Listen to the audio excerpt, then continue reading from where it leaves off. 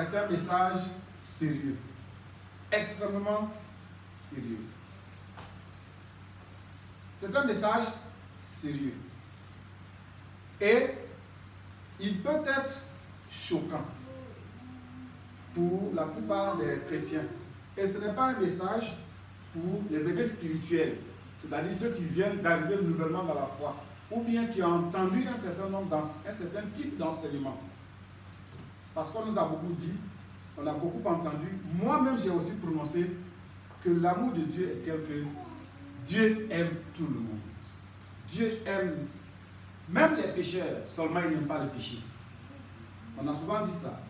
Dieu aime le pécheur, mais il hait le péché. J'étais en train de méditer sur la parole de Dieu, disons sur l'amour de Dieu, il y a quelques jours, quand le Saint-Esprit m'a repris sur cet enseignement. Il m'a simplement dit, qui vous a appris ça? Que Dieu aime le pécheur, mais il hait le péché. Qui vous a appris ça? Et pendant que dans mon esprit je voulais raisonner, il me dit, mais montre-moi dans la Bible, depuis Genèse chapitre 1 jusqu'à Apocalypse chapitre 22, où il est écrit, une seule ligne où il est écrit dans la Bible que Jésus aime les pécheurs. Et j'avoue que à l'instant même, c'est comme si j'ai parcouru toute la Bible et Dieu m'a fait la grâce de lire toute la Bible, effectivement. Il n'est écrit nulle part que Dieu aime les pécheurs. Au contraire, partout, Dieu frappe les pécheurs et il les tue. Surtout quand on lit l'Ancien Testament. Dieu tue les pécheurs. Même s'il ne les tue pas physiquement, dans l'immédiat, quand il meurt, il n'a aucune pitié, il les jette dans le lac de feu. Ce n'est pas celui que tu aimes que tu jettes dans le lac de feu. J'ai compris que Dieu hait les pécheurs et il hait le péché. Dieu hait les pécheurs et il hait le péché. Dieu a la haine des pécheurs. Jésus-Christ que nous connaissons a la haine des pécheurs et il a la haine du péché. Parce que s'il aimait le pécheur et qu'il haïssait le péché, il serait en contradiction avec lui-même. C'est un Dieu saint et juste. À cause de cela, il aime les gens qui sont saints et qui sont justes. Parce que lui-même, il aime la sainteté et il aime la justice. Là, il est cohérent avec lui-même.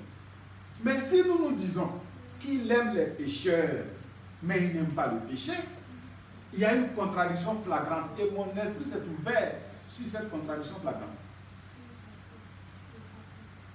Tu dis que tu n'aimes pas le vol, mais tu aimes le voleur. Ça veut dire quoi? Ça n'a pas de sens, même pour un homme.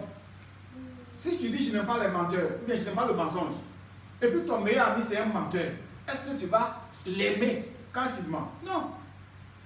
Tu ne peux pas haïr le mensonge et puis aimer les menteurs. Donc si Dieu a la haine du péché, il a forcément la haine des péchés. Donc le titre de ce message, c'est Dieu hait les pécheurs et il hait le péché.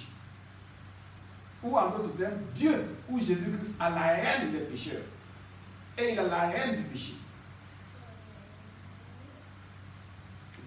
Je vais faire moins de commentaires parce qu'après, il m'a dit, montre-moi, comme je n'ai pas trouvé de verset qui dit que Dieu ou Jésus-Christ aime les pécheurs. Je n'ai pas trouvé de verset, je vous dis. Il m'a aussi mis au défi une deuxième fois. Il m'a dit, trouve-moi un seul exemple dans la Bible, un seul personnage qui pratiquait le péché et puis Dieu l'aimait. Ou qui pratiquait le péché, malgré ça Jésus l'aimait. Je n'en ai pas trouvé. Je n'ai trouvé que des personnages que Dieu aimait parce qu'ils aimaient la justice. Et la seule chose qui est vraie, en dehors de ce que Dieu aime les justes et la justice, ou les saints et la sainteté, c'est que Dieu commence à aimer le pécheur qui se repent de ses péchés. Dieu ne commence à aimer le pécheur que lorsqu'il se repent. C'est ça qui est la vérité. Un pécheur qui est dans le péché et qui ne se repent pas, Dieu a la haine de ce dernier. C'est un mensonge que nous disons souvent quand on va évangéliser pour amadouer les gens, pour pouvoir les amener à nous écouter. On vient leur mentir à l'évangélisation en disant Jésus t'aime. Première phrase. Jésus t'aime. Qui vous a dit ça? Celui à qui tu parles, est-ce que tu connais sa vie? Tu vois l'individu, il ressemble à un démon.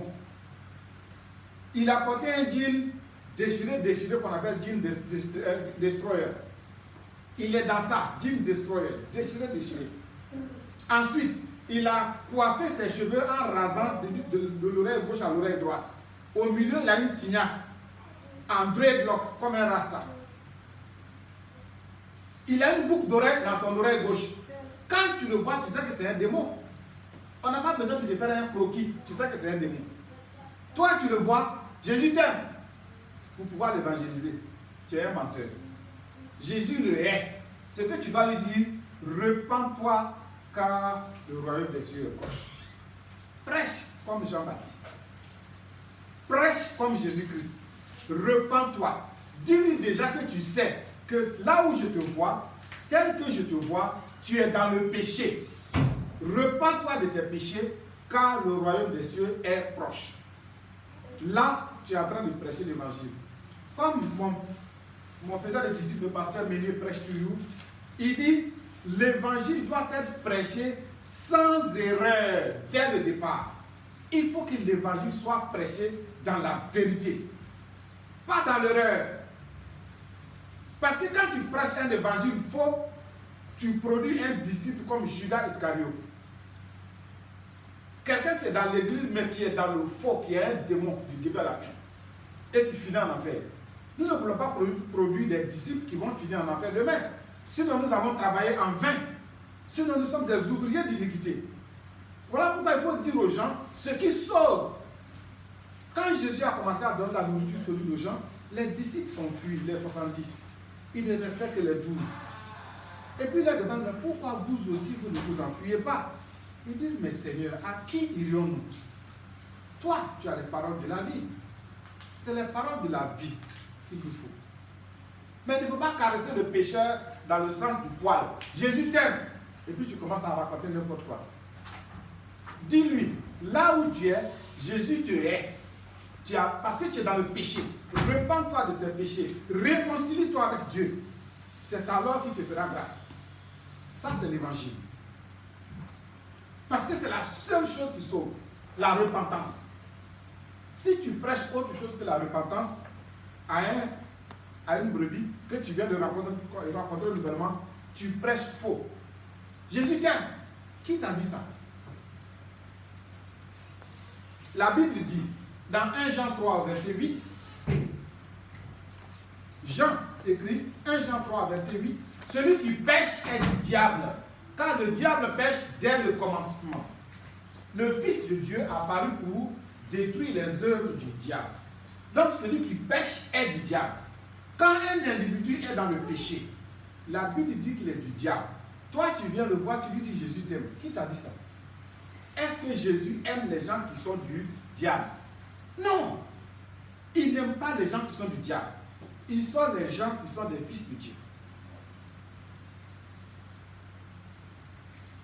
Il y a quelques jours, j'écoutais un témoignage, un jeune homme de 22 ans au Cameroun qui voulait absolument devenir riche. Et il appelle un mystique, il dit bon, il a envie de devenir riche. Et l'autre lui dit,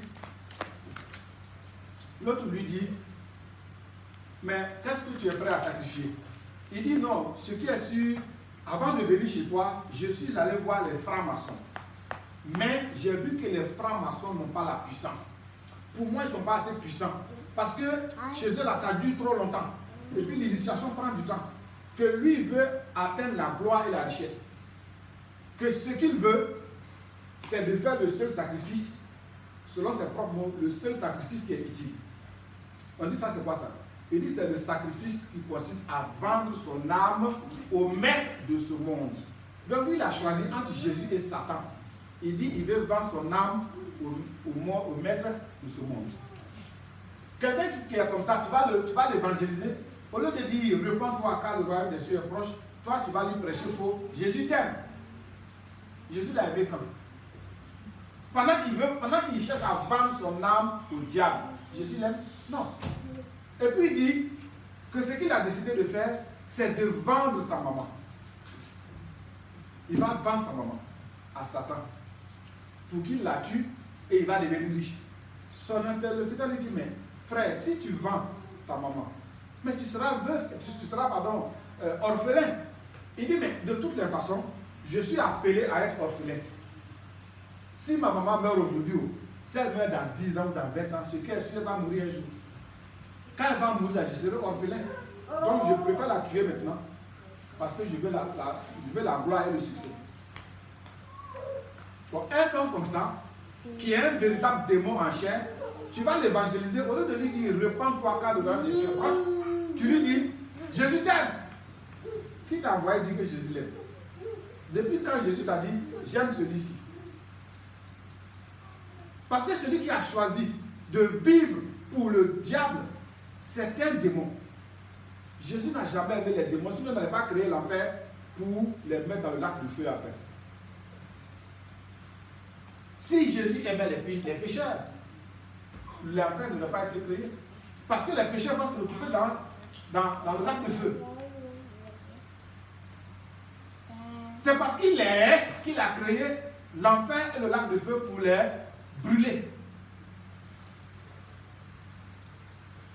Ce que Dieu veut, c'est notre repentance. Et même quand on se repent, Jésus n'aime pas les gens qui se repentent de façon fausse, biaisée.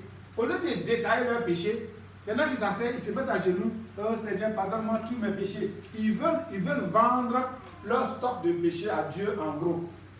Dieu n'achète pas le stock de péchés en gros. Il achète le péché en détail. Donc, il te rachète de ton péché. Quand tu détailles, Seigneur, voici ce que j'ai fait. J'étais enceinte de 7 mois. J'ai fait un avortement.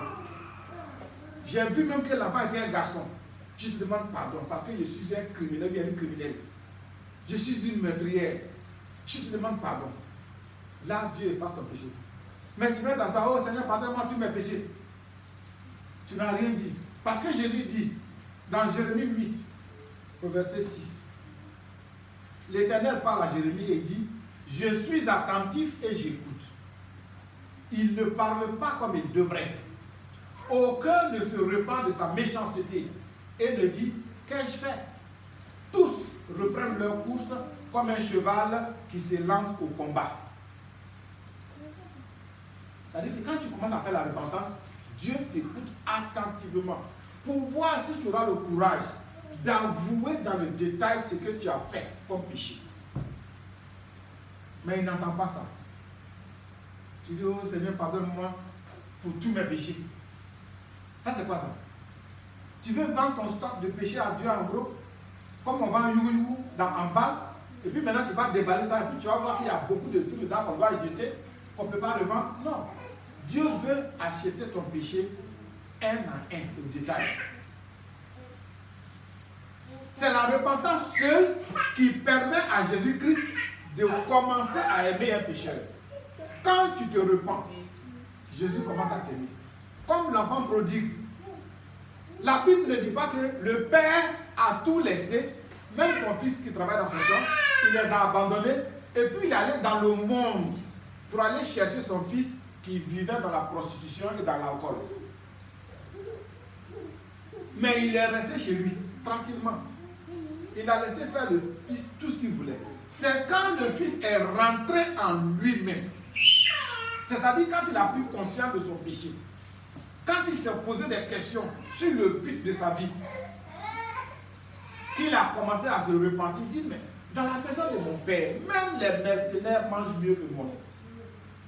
Je ne suis plus digne d'être appelé son père. Parce que j'ai péché contre le ciel et contre mon père. Je vais aller lui demander pardon pour qu'il m'embauche comme un simple ouvrier. Et il a fait chemin retour. Parce que la repentance, c'est un retour vers Dieu. Quand il était prêt d'arriver à la maison, alors Le père est venu à sa rencontre et il l'a pris dans ses bras. Le père l'a pris dans ses bras quand il était déjà repenti. Quand il venait à la maison, il revenait dans la maison de Dieu. Ce n'est pas quand il était dans le péché que le père est allé le chercher pour dire je t'aime. Pendant que tu pêches, Dieu est le pécheur et il est le péché. Et même quand quelqu'un se repent, frère, Dieu pardonne le péché et la rébellion, comme il a dit dans Nombre 14, verset 18. Il dit, je pardonne l'iniquité et la rébellion. Il pardonne, mais il ne tient pas le coupable pour innocent. Ça veut tout dire que quand tu pêches contre Dieu, même quand tu viens dans la repentance, il te pardonne. Mais il sait que ton casier judiciaire n'est pas vierge. Tu as péché et puis tu as bénéficié de la grâce. Parce que tu as péché, tu es coupable, tu n'es pas innocent. Quelqu'un qui a été pardonné, mais il n'est pas innocent. C'est pourquoi, comme il ne tient pas le coupable pour innocent, Dieu te frappe sur cette terre. Il y a une sanction. Comme les Anglais disent, il y a un penalty quand on pêche.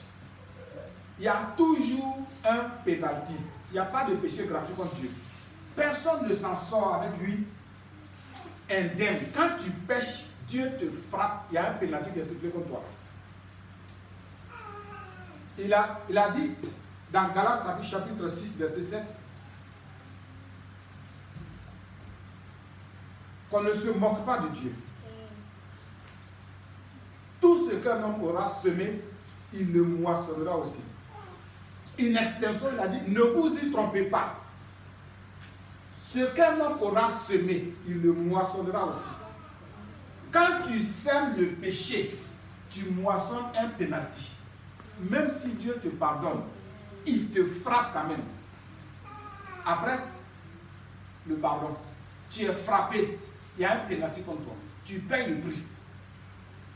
Donc, quand tu es dans la maladie, ne dis pas, oui, Seigneur, Dieu même, hein, on dit Jésus aime les gens, mais moi-même je souffre comme ça, il ne vient pas à mon aide. Ou bien quand tu as des problèmes, oui, je ne sais pas pourquoi, moi-même, hein, j'ai des problèmes comme ça, Dieu ne m'aide pas. Quand tu as des problèmes, n'entre pas en procès contre Dieu. C'est toi-même le problème. Pourquoi? Parce que tu es rebelle. Tu as combattu Jésus-Christ, les armes à la main.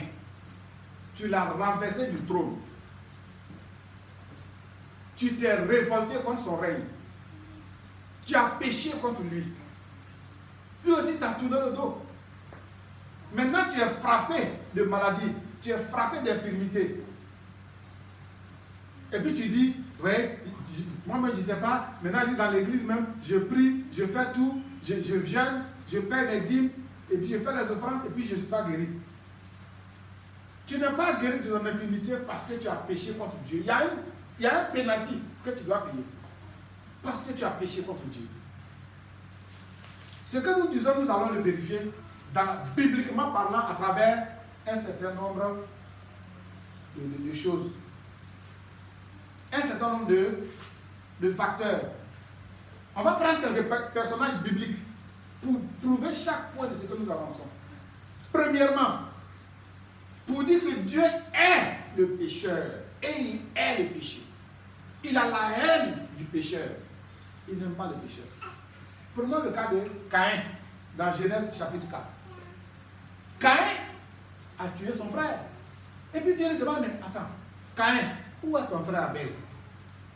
Il dit, mais toi Dieu même tu as les foutaises. Hein? Moi je ne sais pas où il est. Et puis derrière même, est-ce que c'est moi qui suis son gardien? Caïn était un pécheur sans repentance. Mais Dieu n'a pas posé la question parce qu'il était ignorant. Il a dit à Caïn, je sais ce que tu as fait, car tu l'as tué. Le sang d'Abel crie jusqu'à moi. Il dit, voici, tu seras maudit. Tout ce que tu vas faire là, je maudis ça. Même ta culture. Parce que Caïn était un agriculteur. Dieu a maudit même la terre qu'il allait cultiver. Et puis Dieu a dit, tu seras vagabond sur la terre. Tu vas te promener sans but parce que tu es un pécheur. que Caïn a eu l'idée même de demander à Dieu pardon? Non. Est-ce qu'il a eu la repentance? Non. Même après qu'il a été maudit, il ne s'est pas repenti. Tout son problème, oh, voilà, Dieu, maintenant, comme tu m'appelles que tu m'as maudit là, maintenant, si quelqu'un me rencontre en vie, il va me tuer. Dieu lui a dit, si Caïn était tué, je le vengerai 7 fois. Oh, Caïn était content. Oh non, si on me tue maintenant, là, celui qui me tue là, je serai vengé 7 fois. Il n'a pas demandé pardon à Dieu. Il n'a pas cherché la repentance. Dieu n'a jamais aimé Caïn jusqu'à sa mort. Pourquoi? Parce qu'il n'a jamais cherché la repentance. Caïn est mort, il est allé en enfer. Pareillement, dans le livre de Josué au chapitre 7, à partir du verset 12, il y a l'histoire de Achan. C'était un individu qui avait péché contre Dieu. Il y avait une petite tribu qu'on appelait la tribu d'Aï. A-I, deux mots, deux lettres, pardon, A-I. La tribu d'Aï, c'était un petit village qui avait combien de guerriers? Très peu. Tout le peuple d'Israël, toute l'armée d'Israël est allé combattre contre cette tribu. Dieu leur a dit avant de partir, quand vous allez partir, si vous battez les gens d'Aï, ne prenez rien de chez eux, parce que c'est des pécheurs indéportables. Vous dévouez par interdit tout ce qu'ils possèdent. Leur or même, là, pissez dessus. Ne prenez pas leur or. Ne prenez pas leur bétail. Ne prenez rien chez eux. Pas de butin. Tellement Dieu les haïssait. Dieu les haïssait parce qu'ils étaient pécheurs. Même Dieu haïssait leur possession. Mais il y a un individu qui s'appelle Achan. Il a vu de l'or, là, c'était gros, il a pris, il allait cacher dans sa maison. Il y avait une tenue aussi qu'il a aimée. Je ne sais pas si c'était Versace, ou bien si c'était Gucci, ou bien si c'était Ralph Lauren de l'époque. Il a pris ça aussi, il allait cacher.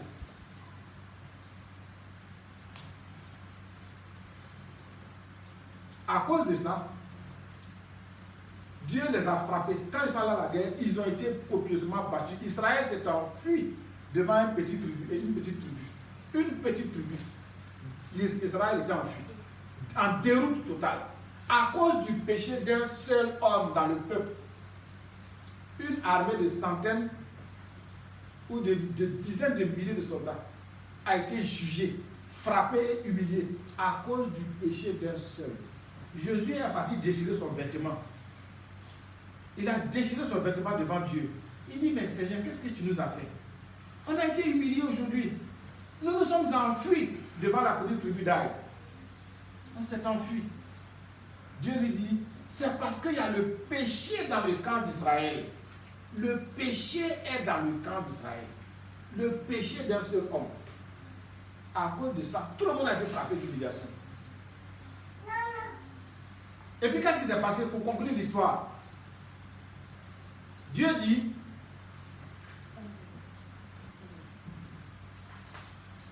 il faut lapider Achan. Ils ont pris Achan, ils l'ont lapidé. On peut lire ce verset-là rapidement. C'est dans Josué chapitre 7, au verset 25.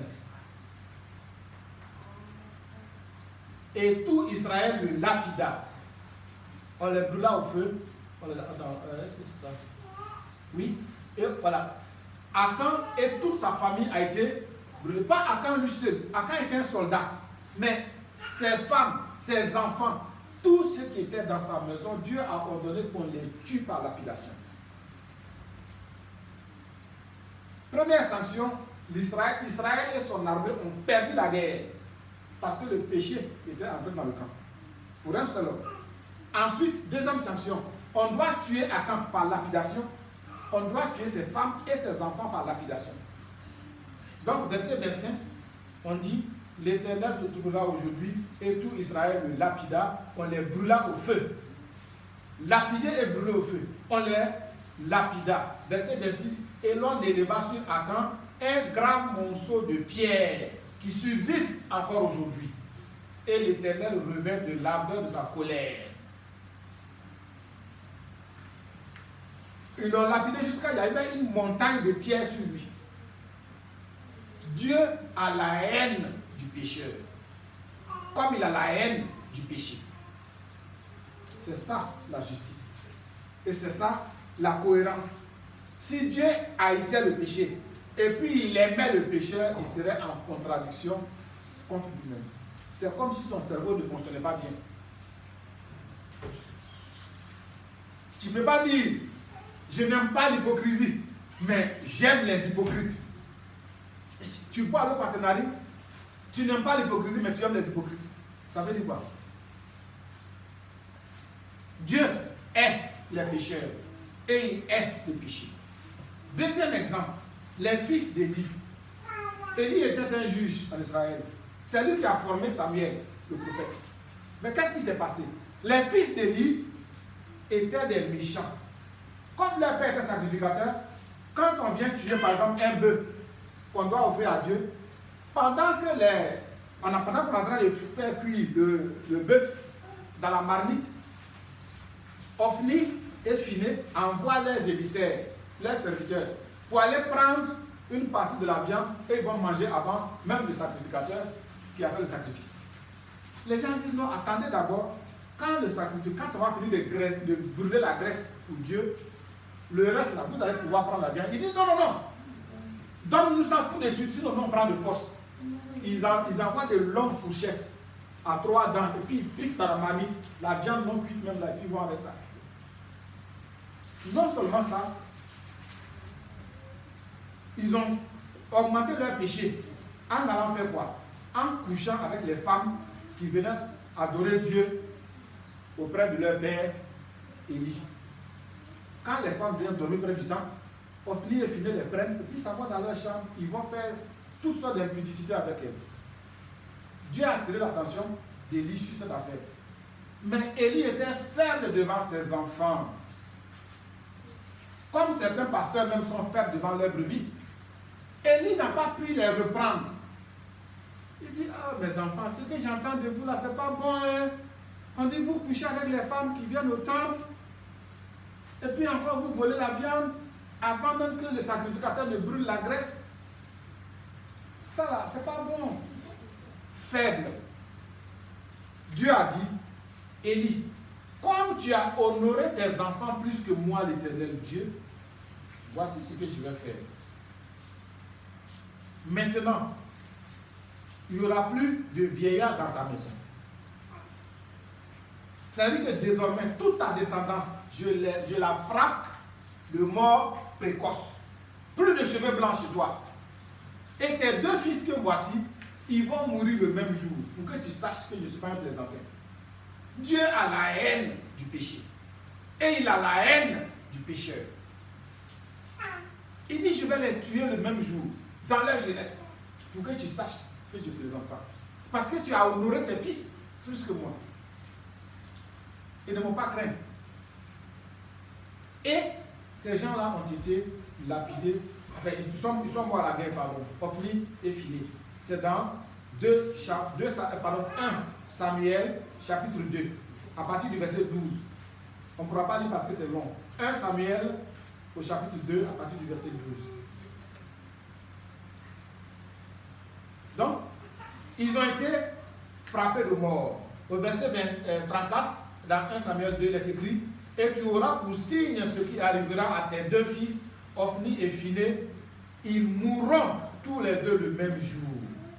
Et puis au verset 32, il avait déjà dit, et il n'y aura plus jamais de vieillard dans ta maison. Mort précoce, une malédiction de mort précoce sur les générations à venir. Dieu ne joue pas avec le péché et il ne joue pas avec le pécheur. Si tu vas prêcher à quelqu'un, tu dis, oh Jésus t'aime. Alors qu'il est dans son péché, tu es un menteur. Ce n'est pas Jésus qui t'a emmené. Dieu a la haine du pécheur et il a la haine du péché. Ça, c'était pour le cas d'Ophni et de Phiné. Mais même David, le grand David, dans 2 Samuel chapitre 12, vous savez que David a commis 2 péchés dans sa vie. 2 péchés qui ont été en tout cas enregistrés dans la Bible. Dans 2 Samuel chapitre 12, David a aimé Bathsheba, la femme d'un de ses commandants dans l'armée. Quand il a engrossé cette femme et qu'il a fait tuer son mari à la guerre, Dieu l'a repris et il lui a dit, je vais te sanctionner sévèrement.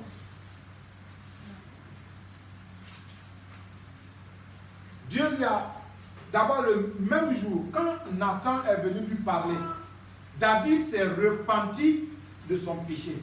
Il a dit, oh, j'ai péché contre Dieu, contre l'Éternel. Et puis il a demandé pardon. Et puis, Dieu lui a pardonné sur le champ. C'est la preuve que Dieu, quand il te pardonne ton péché, il te frappe quand même. Tu payes un pénalty. Bien qu'étant pardonné. On va lire ça. Dans 2 Samuel chapitre 12.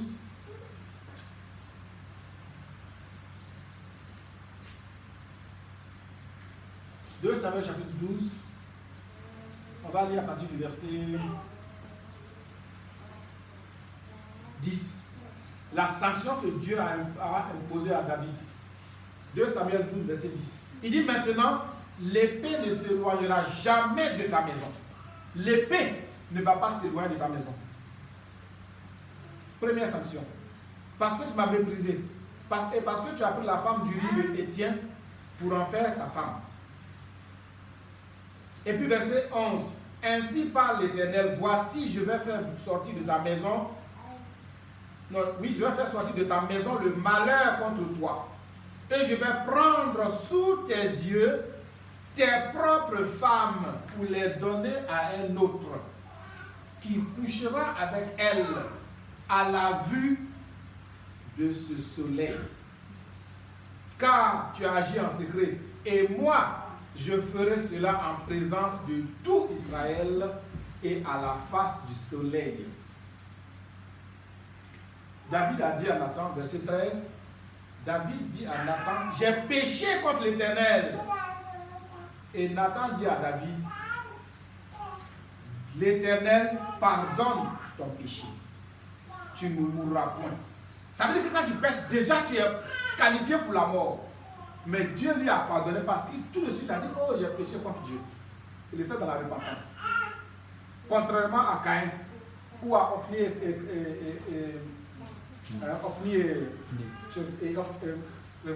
Phiné. Il a dit dès la première fois, oh, j'ai péché contre Dieu. Il dit, bon, Dieu te pardonne. L'Éternel te pardonne. Mais, et puis il lui dit, tu ne mourras point. Tu ne mourras point. Mais il y a la sanction. L'Éternel te pardonne ton péché. Tu ne mourras point. Mais les conséquences, l'épée ne va plus jamais s'éloigner de ta maison. Vous allez voir que dans les chapitres qui suivent, dans 2 Samuel 16, 18, etc., qu'est-ce qui va se passer? D'abord, 2 Samuel 13, qu'est-ce qui va se passer? Un fils de David, qui s'appelle Amnon, tombe amoureux de sa demi-sœur, une des filles de David. C'est-à-dire la fille de son papa, même père, mais ne pas la même mère. Amnon tombe amoureux de Tamar, sa sœur qui est vierge, et il la brutalise, il la viole, et puis il refuse de l'épouser. Maintenant, le frère de la même mère de cette dernière-là s'appelle Absalom. Absalom se venge et il s'en va tuer son frère Amnon. Donc, deux frères se sont tués à cause de ça. Entre-temps, un frère a violé sa soeur. Un frère a tué son frère. Après, Absalom aussi s'en va maintenant faire coup d'état contre son père pour le chasser du pouvoir. David est en fuite devant son propre fils. Il y a la guerre civile dans le pays. Tout ça parce que David a péché en cherchant la femme de son prochain. Ensuite, Absalom est tué par Joab, le chef d'état-major de l'armée. Alors que David avait dit de le protéger. Mais Joab le tue. Ensuite, un autre fils de David, Salomon, tue son frère qui s'appelait Adonijah. Donc, les enfants de David se sont entretués entre eux à l'épée parce que David avait péché. Or, Dieu lui dit, je te pardonne ton péché, tu ne mourras point. Mais la conséquence, ou les conséquences. Et puis, une autre conséquence, l'enfant que David avait eu dans l'adultère avec Bathsheba, Dieu l'a frappé de mort. Bien que David ait jeûné Il a fait jeûne sec pendant des jours. Il a prié, il a déchiré son vêtement, il a mis la cendre sur lui, demandé pardon à Dieu. Mais Dieu ne s'est pas laissé émouvoir. Tu as péché contre moi, tu vas payer un pénalty. Dieu l'a frappé aussi longtemps qu'il fallait. Donc, dans le chapitre 15 de 2 Samuel, Absalom a renversé son père. Et même, il allait plus loin. Dans le chapitre 16, 2 Samuel 16, Absalom est allé coucher avec 10 femmes de son père. 10 femmes de David. Il les a prises pendant 3 mois. Il s'est amusé avec les femmes de son père. Parce que Dieu lui avait dit, comme tu as cherché la femme d'Uri le Héthien en cachette, je vais t'exposer. Je vais envoyer quelqu'un qui est très proche de toi, ton propre fils. Il va prendre tes 10 femmes et puis il va faire d'elles ce qu'il veut. Pendant 3 mois. Tout Israël va voir ça et puis tu vas voir comment ça fait mal. Or Dieu lui avait dit, je te pardonne ton péché. Et puis tu ne mourras point. Mais il y avait un pénalty à payer. Et il a payé toutes les conséquences qu'il fallait. Mais ça n'a pas suffi à la colère de Dieu. Dieu est allé encore plus loin. David a commis un deuxième péché dans 2 Samuel chapitre 24, où il allait faire le recensement du peuple d'Israël sans la volonté parfaite de Dieu. Il avait coutume de consulter Dieu sur tous les sujets. Mais là, il avait failli. Quand il a fait ça, Dieu a frappé David. On va lire ça. 2 Samuel chapitre 24, à partir du verset 11.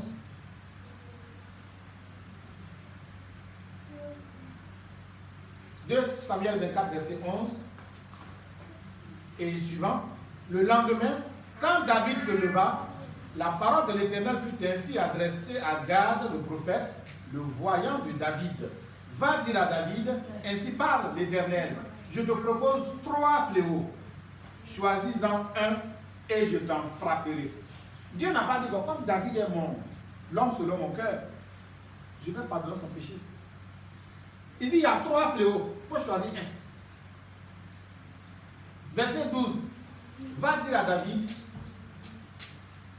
non, verset 13, pardon. Gad alla vers David et lui fit connaître la chose en disant, veux-tu, premièrement, 7 années de famine dans ton pays, 7 années de famine, ou bien 3 mois de fuite devant tes ennemis qui te poursuivront, ou bien 3 jours de peste dans ton pays.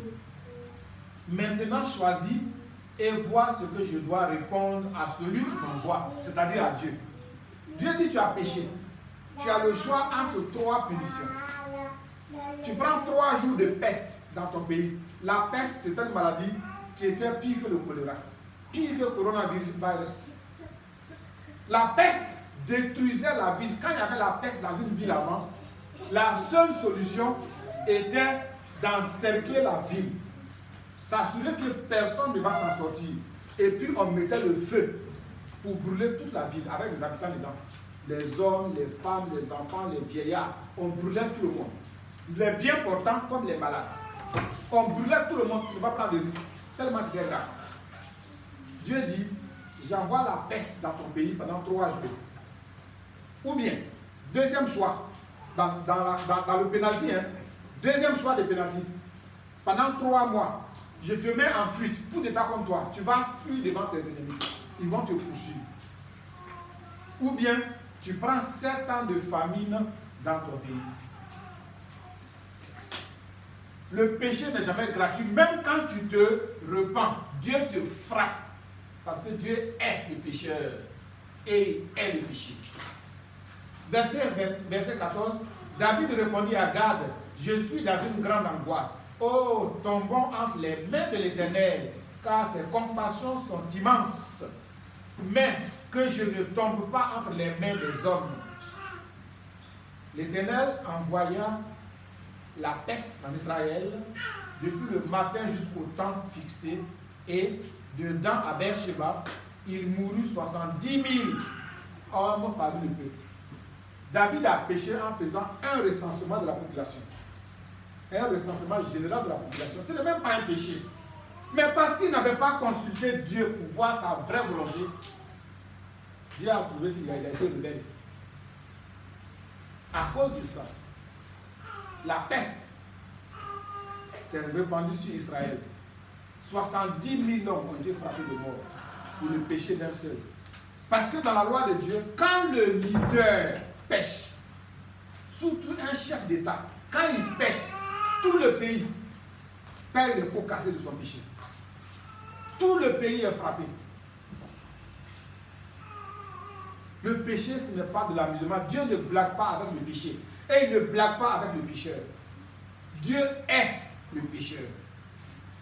La seule chance de David, parmi tous les personnages qu'on a cités, que ce soit Caïn, que ce soit Akan, que ce soit Ophné, que ce soit Phiné, Ophné et Phiné, jusqu'à David. La seule chance de David, c'est qu'il était l'homme selon le cœur de Dieu et qu'il avait la repentance facile. Dès qu'on lui dit, oh, j'ai péché contre Dieu, il se repent. À cause de ça, Dieu ne l'a pas frappé de mort, mais il a tout le temps sanctionné sévèrement. Chacun de ses péchés a eu des conséquences dévastatrices. Donc nous aussi, quand nous péchons, même une seule fois, Dieu nous frappe sérieusement. On peut sentir ça, on peut ressentir ça dans notre chair. Dans notre vie, on peut savoir que vraiment, on souffre. Mais quand nous souffrons, on fait un procès à Dieu, on le blâme. Dieu même, je ne comprends pas. On dit tout ce qu'on doit faire là, je fais maintenant, et puis je ne suis pas guéri. Ou bien tout ce qu'on fait là, j'ai fait maintenant, et puis je suis malheureux. Ton problème, c'est que tu as péché contre Dieu. Et il y a un pénalty à payer pour ça. Dieu ne peut commencer à t'aimer que quand tu te repens de tes péchés. Tu te repens de tes péchés. David s'est repenti. Dieu, après avoir satisfait sa colère, au verset 17, dans 2 Samuel 24, il dit, David, voyant l'ange qui frappait par le peuple, dit à l'Éternel, voici, j'ai péché. C'est moi qui suis coupable. Voici, j'ai péché. C'est moi qui suis coupable. Mais ces brebis, qu'ont-elles fait? Que ta main soit donc sur moi et sur la maison de mon père. David a plaidé avec Dieu. Comme c'est moi seul qui ai péché, pardon, il ne faut pas tuer le peuple. Il faut me sanctionner moi seul. Tue-moi, moi et les enfants de mon père. Il faut nous éliminer. Parce que c'est moi qui ai péché. Le peuple n'a pas péché. Mais tu as déjà tué 70 000 parmi eux. Dieu frappe le pécheur. Dieu est le pécheur et il est le péché. C'est alors que Dieu a dit à l'ange qui frappait, retire ta main. 70 millions, ça suffit. Dieu est le pécheur et il est le péché. Parmi tous les pécheurs, il y a un seul qui a obtenu grâce, c'est David. Uniquement parce que David se repentait tout de suite quand il avait péché contre Dieu. Ça n'empêchait pas Dieu de le frapper. Dieu le frappait sévèrement. Mais, au moins, il le laissait vivre. Et il a sauvé. Les autres, un pécheur qui ne se repent pas, Dieu le hait de A à Z. Dieu le hait tous les jours. Dieu le maudit tous les jours. C'est quand le pécheur se repent de ses péchés que Dieu cesse de le haïr. Que Dieu commence à l'aimer. Dieu commence à aimer un pécheur quand celui-ci fait la repentance. Mais il écoute attentivement pour voir s'il va parler comme il devrait. S'il commence à dire, oh Seigneur, pardonne-moi pour tous mes péchés, Dieu dit, voilà. J'écoute attentivement, mais il ne parle pas comme il devrait. Il est prêt à reprendre sa course folle comme un cheval qui se lance au combat. Dieu aime les gens qui se repentent en détail, qui disent ce qu'ils ont fait dans les moindres détails. Et qui se repentent, qui demandent pardon pour chaque péché. assez rapidement, si, pour être sûr que Dieu punit de mort tous les pécheurs, il dit dans 1 Corinthiens 5, verset 13, à la fin, Paul écrit, ôtez le méchant du milieu de vous. Dans Nombre 15-30, celui-là sera retranché du milieu de son peuple, la mort encore. Deutéronome 1,43, verset 44, il dit, à votre retour, et nous vous pleurâtes devant l'Éternel, mais l'Éternel n'écoutera point votre voix et ne vous prêtera point l'oreille. Ensuite, Deutéronome 17, verset 12. Cet homme-là sera puni de mort. Tu ôteras ainsi du milieu d'Israël le péché.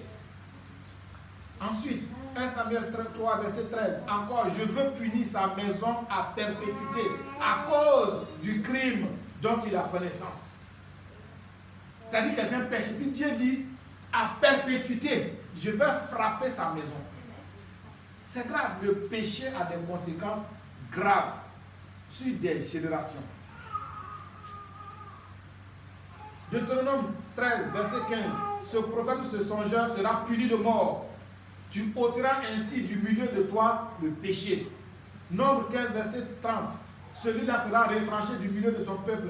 Hébreux 10, verset 28. Celui qui a violé la loi de Moïse meurt sans miséricorde. Sur la déposition de 2 ou 3 témoins.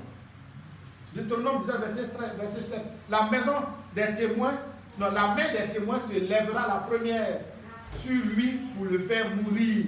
Tu ôteras ainsi du milieu de toi le péché. Deutéronome 13, verset 5. Ce prophète ou ce seigneur sera puni de mort. Exode 31, verset 14. Celui qui le profanera sera puni de mort. Celui qui fera quelque ouvrage ce jour-là sera retranché du milieu de son peuple. Lévitique 20, verset 2. Celui qui livre son fils à Moloch, il sera puni de mort. Le peuple du pays le lapidera. Deutéronome 20, verset 27. Si un homme ou une femme ont en eux un esprit d'un mort ou un esprit de divination, comme esprit de Python, ils seront punis de mort. On les lapidera, leur sang retombera sur eux. Lévitique 24, verset 14. Fais sortir du camp le blasphémateur. Tous ceux qui l'ont entendu poseront leurs mains sur la tête et toute l'assemblée le lapidera. Nombre 15, verset 36. Toute l'assemblée le fit sortir du camp et le lapida et il mourut, comme l'Éternel l'avait ordonné à Moïse. Deutéronome 21, 21. Et tous les hommes de la ville le lapideront et il mourra. Tu ôteras ainsi du milieu de toi le péché. Lévitique 24, verset 14. Encore, et toute l'assemblée le lapidera. Dieu ne joue pas avec le péché, il ne joue pas avec les pécheurs. Il est les pécheurs et il est le péché. 1 Roi 21, verset 13. Naboth a maudit Dieu et le roi. Puis ils le menèrent hors de la ville, ils le lapidèrent et il mourut. Acte 7, verset 58. Le traînèrent hors de la ville et le lapidèrent. Nombre 15, verset 34. Même chose, cet homme sera puni de mort. Toute l'assemblée le lapidera hors du camp. Exode 12, verset 15. Encore, car toute personne qui mangera du pain levé sera retranchée d'Israël. Exode 12, verset 19. Car toute personne qui mangera du pain sera retranchée de l'assemblée d'Israël.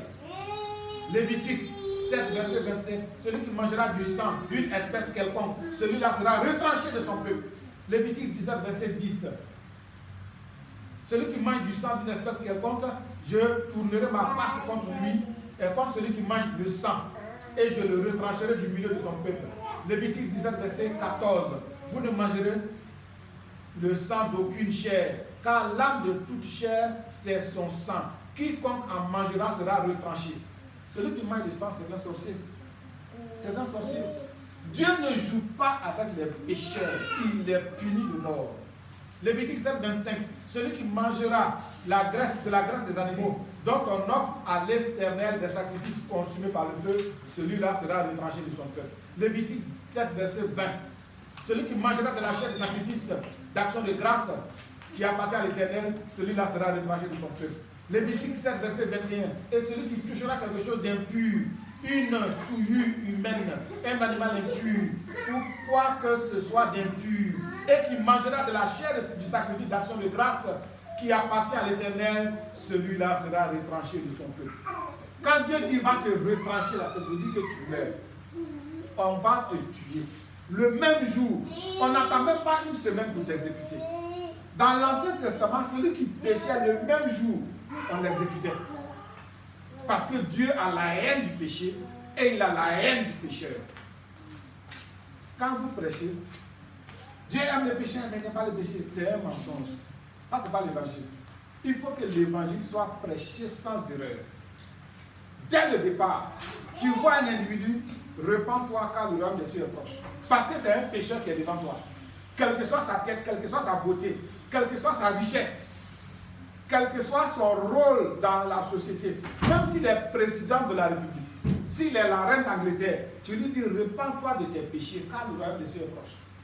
C'est un pécheur qui est devant toi. Ce n'est pas un saint. Il ne faut pas aller prêcher un évangile faux. Jésus t'aime. Alors que tu vois même qu'il est comme un démon. Et qu'il a un comportement de démon. Souvent vous les voyez avec la cigarette dans la main droite, canette de bière dans la main gauche. Il fume un coup et puis il boit un coup. Et puis tu le vois, Jésus t'aime. Qui t'a dit ça? Jésus le hait. Parce que c'est un pécheur. Dis-lui, repens-toi car le royaume des cieux est proche. Tu vois, Dieu peut te délivrer de la cigarette qui te détruit. Il peut te délivrer de l'alcool que tu bois et qui te détruit. Voici l'évangile. Tu dis aux gens ce qui peut les sauver. Tu ne les blâmes pas. Parce que tu veux remplir l'église de pécheurs qui vont faire. Et quand il y a un seul pécheur dans l'assemblée, le frère Zach enseigne ça dans ses livres, quand il y a un seul pécheur dans l'assemblée, Dieu frappe toute l'assemblée. Comme il a frappé tout Israël à cause de Akan son péché. Et quand le leader de l'assemblée, celui qui prêche est dans le péché, là c'est grave. Là c'est grave. Toute l'assemblée est frappée, lui-même est frappé. Il y a tellement de pasteurs qui sont jeunes, qui sont morts ici en Côte d'Ivoire ces temps-ci. Même en Afrique, beaucoup sont morts jeunes parce qu'ils sont tombés dans le péché. Et puis ils continuent de mentir aux gens. Dieu les a frappés dans leur jeunesse. Il y en a qui sont morts à 33 ans, 31 ans, 35 ans. Parce qu'ils sont dans le péché. Dieu est le pécheur, même s'il se dit pasteur. Dieu est le pécheur et il est le péché. Il n'aime que le pécheur qui se repent. Tu ne t'es pas repenti, Dieu te frappe sans état d'âme. Et quand tu meurs, il t'envoie en enfer pour que les démons te torturent jusqu'au jugement dernier.